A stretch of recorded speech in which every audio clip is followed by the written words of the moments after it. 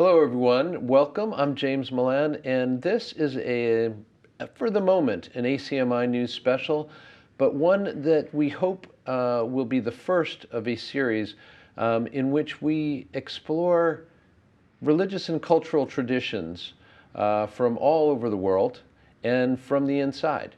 So today I am joined by a familiar face for ACMi news. Our ACMi News audience, and that is Anim Osmani, our senior news producer here at ACMi News. But we are here not to talk about his usual work behind the camera or in front of it, and reporting from all parts of Arlington and beyond. But rather, I have asked Anim to give us an insider's perspective, somebody who has grown up his whole life observing Ramadan. Perhaps like you, if you're tuning in, here, you are as curious as I am, knowing Ramadan as a period of observation for Muslims, and that it happens every year, and I know very little beyond that. So I've asked Anim here to join us and illuminate for me and for us various aspects of the practice and tradition of Ramadan. So thanks for being here. My pleasure, James. Thank you for the opportunity for allowing me to provide a cross-cultural sort of lesson to probably other viewers who might be interested in what actually goes on outside of the surface level, what we see that Muslims practice during Ramadan. Tell me, first of all, what are the roots of Ramadan? It has certain analogies to me as a person who was raised as a Catholic, has some kind of analogies to the period of Lent that kind of involves sacrifice and kind of giving up of things and leading to a celebration at the end. And obviously in the Catholic tradition, Christian tradition, that's Easter. But anyway, am I right on that? Is there any analogy? Tell us a little bit about the historical roots. I would say in a way, so to really understand Ramadan is to first understand the religion and even the religion that came before it, because as a Catholic, you're a Catholic, you follow the Bible, and I'm assuming that would be the teachings of Jesus Christ. And then before that even came the Torah, so after that came Islam. So that's one way to recognize as the evolution of the Abrahamic religions. According to Islam, the religion started from the time of Adam. So he'd be considered the first messenger of God, or the first proof of God. Then would come Abraham, Moses, Noah, Jesus, and probably all the other characters you might come across reading the Bible. Mm-hmm. So that's one way we have to look at Islam as well, is that it's another religion of Abraham. That's what we would like to say. We meet a Christian, we meet a Jew. If there's any sort of possible differences, we have to give the roots. It's okay. We're technically the religion of Abraham. I just follow the teachings of the Quran, which was passed down by the Prophet Muhammad sallallahu alaihi wasallam. You might follow the Bible, passed down by Jesus Christ, also peace be upon him. So the religion came first with the Quran, and then in the Quran was God's message of Ramadan. So the Quran is believed to be the exact words of God passed down to Prophet Muhammad sallallahu alaihi wasallam through revelations, in which he would either recite it, and his companions around him would also either scribe it down or remember it themselves. Mm-hmm. The religion came first, and so did the Quran, and then Ramadan. Not in that particular order, because I'm not sure when. Sorry, let me start from the top. So the religion came first, and so did Ramadan. The Quran is essentially a compilation put in a book form to retain all the revelations and the scribes into one coherent text. So that was done after the life of the Prophet Muhammad sallallahu alaihi wasallam, the messenger of God. So when he received his revelation from the angel Gabriel, also a character in the Bible, in Arabic it would be pronounced Jibril. Mm-hmm. One of the verses was prescribing the month of Ramadan. And that's how Ramadan came apart, when God has instructed mankind to fast for 30 days from the break of dawn to sunset. Mm-hmm. And actually I have the verses right here. It's actually in the second chapter of the Quran. And it would start off, Bismillahirrahmanirrahim, the month of, starting with Surah 2, verse 184, mm-hmm. the chapter of the cow. all who you believe, which are the Muslims who are following Prophet Muhammad and his word, teaching to believe. All who you believe, fasting is prescribed to you as it was prescribed to those before you. That's reference to To Lent, right? So those kind of traditions that the previous like preceding tradition. yes, as is prescribed to those before you, that you may learn piety and righteousness. So that's increasing devotion to God. With the above verse, the Holy Quran makes it clear that fasting was ordained compulsory to all Muslims.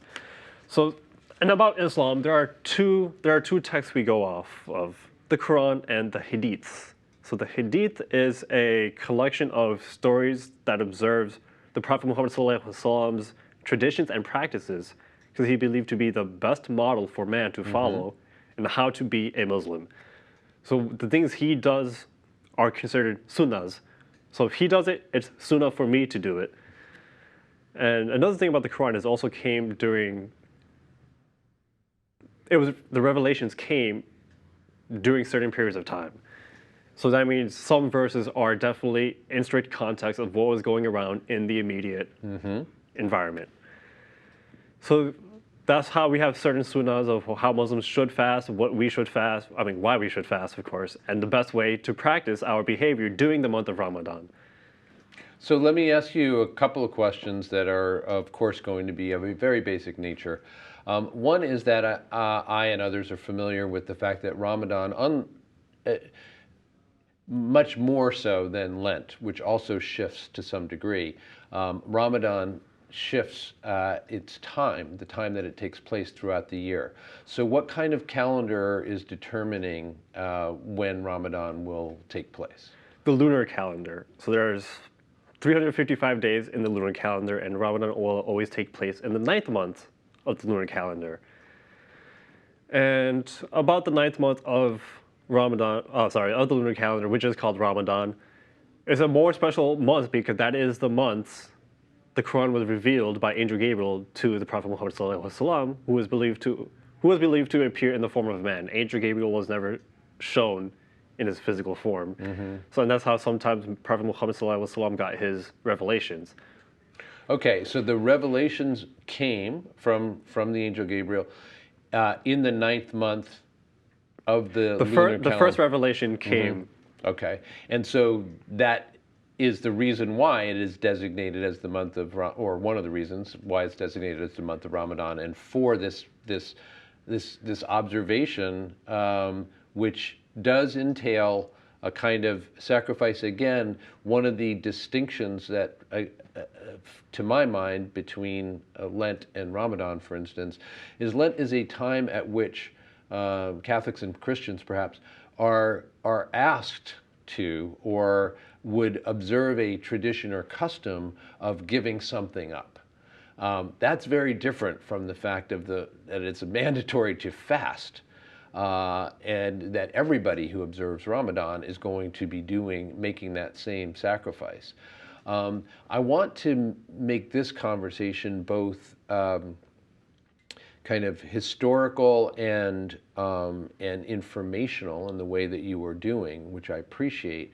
But I also want to make sure that we talk very personally with you about your experience. So I think one of the things that is most broadly held as knowledge about Ramadan by non-Muslims, and one that is least understood, is how does it feel? How is it to fast throughout the day, every day for 30 days? So would you mind kind of telling us, you're a young man now, in your 20s, but you have been observing Ramadan for every year of your life, I assume. Is that right? I think I started in high school. Oh, okay. So I think the period in which Muslims are required to fast is from the point of puberty, so which is around the age of 12, 13, 14. Around the area, my dad just thought it was best for me to start in high school as a developing body, and given the situation of going to school and not being able to actually dive directly into the whole meaning of Ramadan.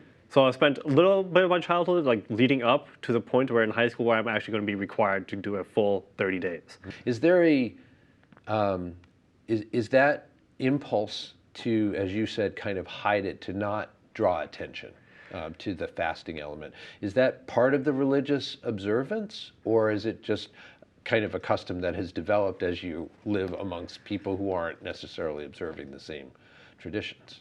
I would say there's a saying that goes like, you hide your good deeds as much as and as well as you do your bad deeds. So observing the period of Ramadan where good deeds are tenfold, because your path to the afterlife is based on a point-based system where like you've done this many amount of good deeds, you followed this amount of laws, and these are the ones you've broken, yada yada yada.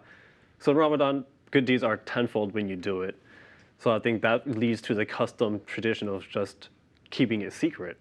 As you say things, my curiosity is sparked, right? So what you were just saying is that on some level there's a tabulation that is happening of good deeds versus bad deeds, of proper behavior versus, instances of transgression or whatever, and that all of that gets added up on the judgment day or something like that, and Yeah. determines your fate thereafter, and that you get more points, so to speak, for your good deeds in Ramadan. And you say tenfold, so literally the same kind of thing that you might do in a non-Ramadan month of the year would be worth 10 times as much if you did it during Ramadan.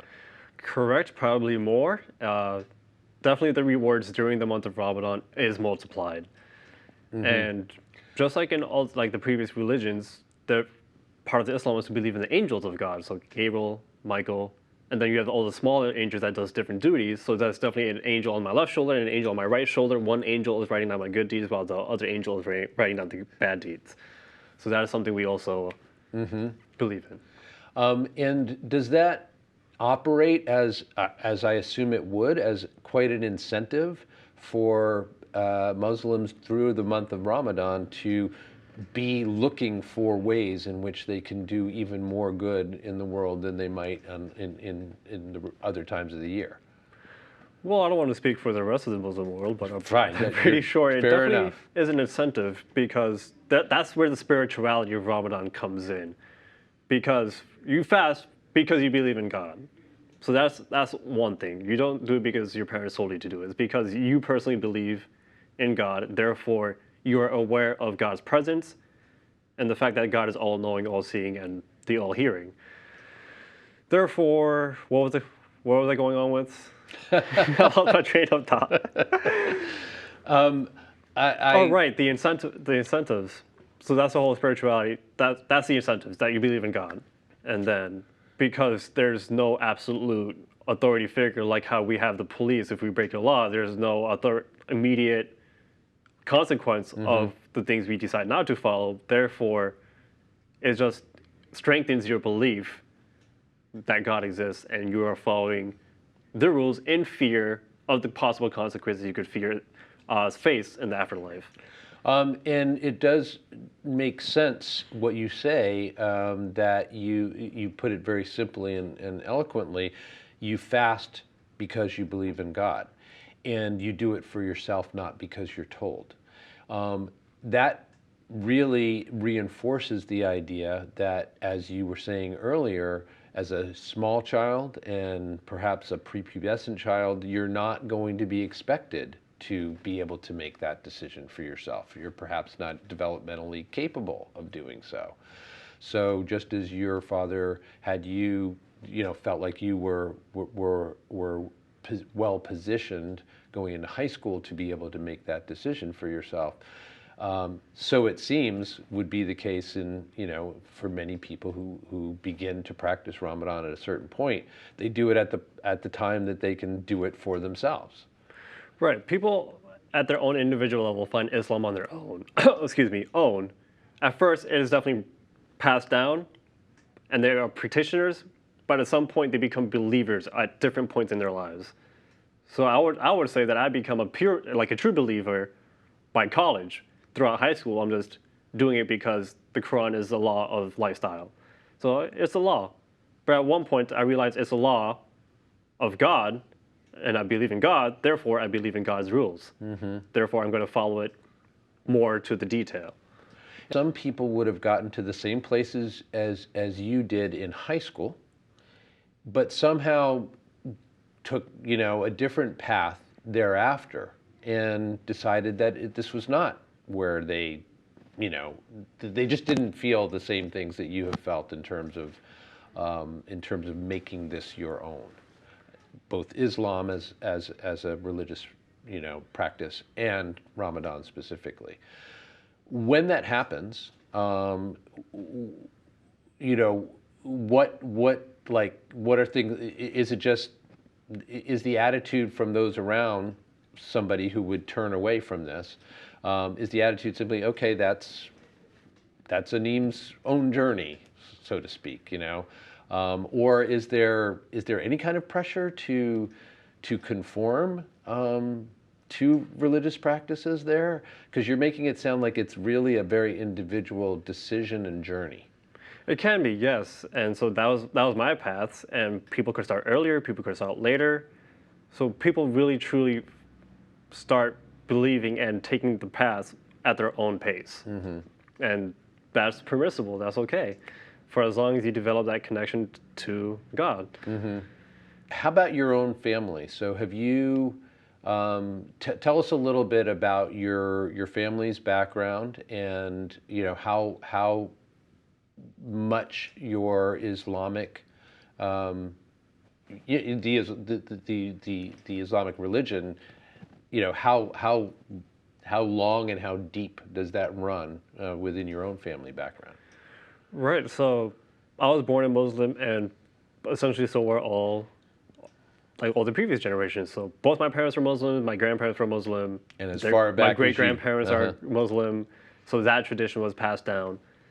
And of course, that is something passed down, and at one point I just decided to take my own path rather than just following what was passed down to me. Just take down, just go get on their path, but I just joined in a lot later, in which I could just go off.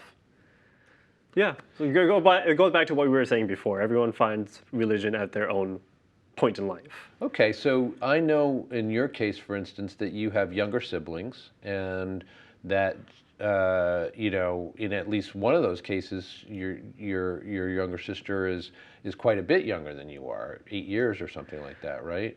In different age difference, yes. Right. So she is, or both of your sisters are on their own paths. Is there any role for you as an older brother in those paths, or is it really a kind of hands-off thing? You practice, you observe, you do it for yourself. They can see that, but you're not. Again, there's not an influence you're expected to wield or want to. I would say there's a balance between a little bit of both. So I do have to be a little bit hands-off, but at the same time, I do find the responsibility to model the behavior that is expected of them as people, and then when they get older, they'll find the meaning where my behavior comes from, which is through God.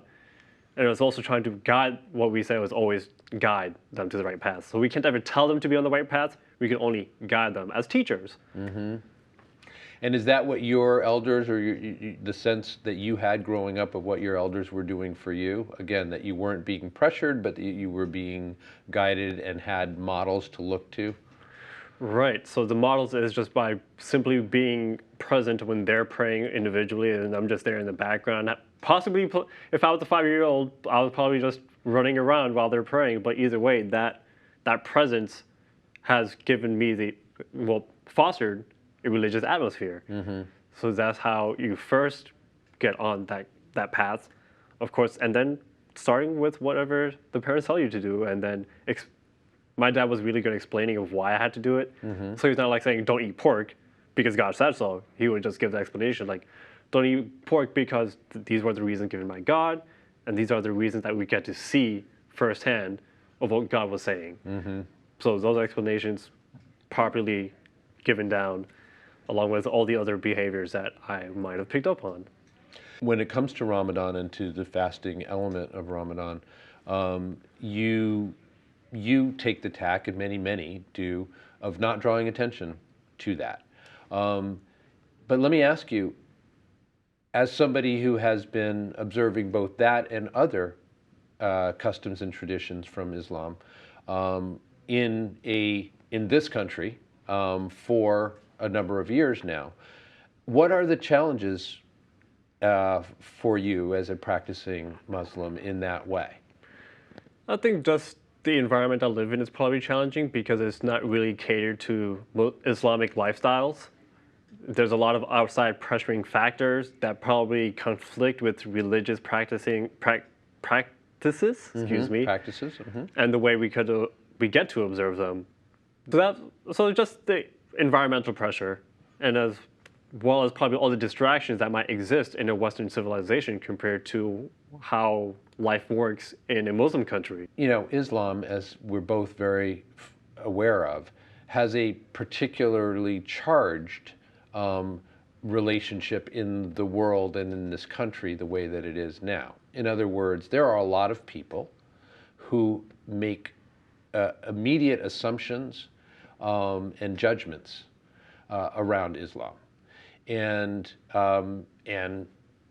so my question is, what are 2 or 3 things that you would like to share with an audience who would think Islam, danger, violence, trouble, etc. So what are, 2 or 3, like I said, things that you would like to share with an audience like that, if you could? Right, so one thing I feel that drives someone to that kind of judgment is just the lack of understanding and knowledge. So to avoid that, before you form a judgment, is actually to learn it in your free time. Like, you can't say what the religion is if you don't know what the religion is. And the best way to find out what the religion is probably either read scholarly texts about the religion, what other people say, or you can read the Quran itself and see what the Quran says itself. But when you do that, just remember that the revelations were revealed in strict context of what was going around at that immediate time period. There's a lot of different progressions the Quran makes. It was in chapter 2 saying there might be updates to what I said before, so be prepared for that, like the ruling on alcohol. That was 3 different time periods of which the rule changed. The final rule being the final word of God. Liquor is banned, 100%. The 2 previous, it just set limitations. So there was no immediate jump to abstaining from liquor. It was just done progressively. So to understand the religion is to definitely look at the historical context of the Quran, to read the Quran and what it says, because I've seen many instances where people will say, the Quran says this, but how do you know that? You have to see it in the Quran. Related to what I was just asking, what have you identified as, again, a young man? What have you identified as the 2, again, 1 or 2 instances of really the wrong kind of thinking, or misassumptions or conceptions about Islam that you would like to correct? I would say the perfect example is Fox News, 100%. It's no secret of how they feel about Islam, and that's where my questioning comes from. Like, where do you get this kind of judgment? Is it because you just associate their belief with an action when almost anyone of a different belief could perform the same action, but we don't create that association?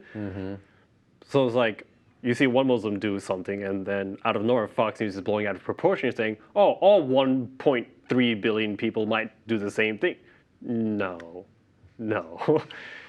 And I just think it definitely comes from a lack of understanding of what the religion asks for, because then you have them sometimes preaching saying, the religion does this, and that. No, if you read the Quran, it tells exactly what we do and what we can't do. So that's why that is probably the primary source of knowing what the religion is, what the lifestyle is like, and our attitudes and beliefs that comes from the Quran. And then, of course, this is something you can't learn within a month or even a shorter period. There must be a lot of follow-ups, such as reading the historical context from scholars, and historians, and that's written in an objective standpoint.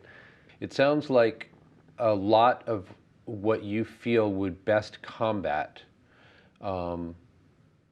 misconceptions and the tensions that come from those between our current American society, for instance, and Islam, is education.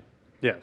And that really, if people just went to the sources and studied a little bit, they would, be able to see what is true. Yes. And what isn't. Yep, that was exactly what I was saying. So happily, that's my motivation with asking you to talk to us here today, and with going forward with this series is just going to be to increase the educational possibilities and certainly the useful information that we can share with our audience. So I really appreciate you being the pioneer in this effort, and I want to invite you before we let you go to add in anything or to to make sure that we don't leave something important unsaid here. Right. First of all, thank you for having me and being the pioneer and allowing me to present all this information that I hope could be useful to someone watching. But I think, yes, we start off on the topic of Ramadan, and we definitely talked about the surface level of Ramadan in terms of there's a spiritual connection to God and why we do it, along with, I'm glad we mentioned about the Sunnah, the practices, and sorry, I forgot the other word. But the practices of Prophet Muhammad sallallahu alaihi wasallam, which definitely makes up another aspect of Islam. So, yes, no, I think talking about the spirituality of it definitely requires probably a different segment. And Ramadan is a pillar of Islam. So Ramadan, there are 5 pillars of Islam, Ramadan being one of them. And one of the things that really show how Islam is a religion of peace is that another pillar is straight up charity. Always give charity. The Quran describes it as a tax that's meant to go to the needy. So that is part of the religion, along with the belief of God, the belief that the Prophet Muhammad sallallahu alaihi wasallam was the last messenger, and then the annual pilgrimage that Muslims are required to do at one point in their lives, which is the Hajj, the trip to the Holy Land. So thank you for reminding us that charity is one of those 5 pillars, really at the very, very core, and clearly antithetical to a lot of what is charged against the Islamic religion by many people. We won't assume they're all ignorant, but they seem to be about certain aspects of the religion, clearly. All right, thank you, as I said, very much for this, and I agree with you that we barely touched on a lot of things of great significance around Islam as a religion and Ramadan as an aspect of that religion, and maybe we will do a sequel to this conversation. I would enjoy that. I also want to invite you in the audience to be part of what we are doing here. If you have a suggestion, if you have a request, if you have a direction in which to point me and us in this endeavor, please don't hesitate to let us know. You can write me directly at james@acmi.tv, nice and simple. And I promise that I will take all such suggestions seriously, and we will see what we can do to accommodate and reflect them. I have been speaking with Anim Osmani, our senior news producer here at ACMi News. I'm James Milan. We appreciate Anim's time, as always, and yours as well. Thanks for joining us. See you next time.